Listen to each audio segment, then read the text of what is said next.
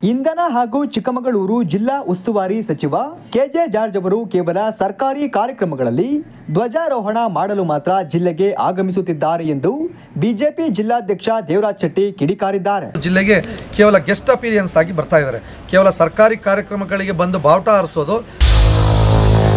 ಉಸ್ತುವಾರಿ ಸಚಿವರು ಸರ್ಕಾರಿ ಕಾರ್ಯಕ್ರಮಗಳಿಗೆ ಹಾಗೂ ತಮ್ಮ ಕಾಫಿ ತೋಟಕ್ಕೆ ಮಾತ್ರ ಮೀಸಲಾಗಿದ್ದಾರೆ. ಜಿಲ್ಲೆಯ ಯಾವ ತಾಲೂಕುಗಳಿಗೂ ಭೇಟಿ ನೀಡಿ ಜನರ ಕಷ್ಟವನ್ನು ಆಲಿಸುವುದರಲ್ಲಿ ಸಚಿವರು ವಿಫಲವಾಗಿದ್ದಾರೆ. ಇದು ನಿಜಕ್ಕೂ ದುರಂತವೇ ಸರಿ ಎಂದು ದೇವರಾಜ್ ಶೆಟ್ಟಿ ಕಿಡಿಕಾರಿದ್ದಾರೆ. ಅದು ಬಿಟ್ಟರೆ ಶಿರವಾಸಲ್ಲಿ ಇರ್ತಕ್ಕಂಥ ಅವ್ರ ತೋಟಕ್ಕೆ ಹೋಗಿ ಬರೋದೇ ಅವ್ರ ಕೆಲಸ ಆಗಿದೆ. ಬಿಟ್ಟರೆ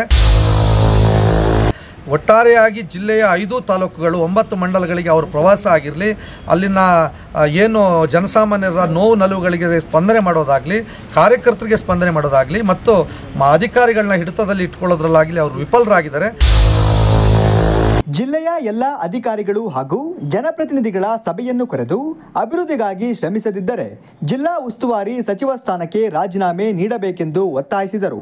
ಅಲ್ಲದೆ ಬಿಸಿಲ ಬೇಗೆ ದಿನದಿನಕ್ಕೂ ಹೆಚ್ಚಾಗುತ್ತಿದೆ. ಈಗಾಗಲೇ ಕುಡಿಯುವ ನೀರಿನ ಸಮಸ್ಯೆ ಹಾಗೂ ಪವರ್ ಕಟ್ ಕೂಡ ಆರಂಭಗೊಂಡಿದ್ದು ಪರೀಕ್ಷೆಗಳು ಹತ್ತಿರದಲ್ಲಿವೆ. ಹೀಗಾಗಿ ವಿದ್ಯಾರ್ಥಿಗಳು ಪರದಾಡುವಂತಾಗಿದೆ. ಇದೆಲ್ಲವನ್ನ ಗಮನದಲ್ಲಿಟ್ಟುಕೊಂಡು ಉಸ್ತುವಾರಿ ಸಚಿವರು ಕಾರ್ಯಪ್ರವೃತ್ತರಾಗಬೇಕೆಂದು ಬಿಜೆಪಿ ಜಿಲ್ಲಾಧ್ಯಕ್ಷ ದೇವರಾಜ್ ಶೆಟ್ಟಿ ಒತ್ತಾಯಿಸಿದ್ದಾರೆ.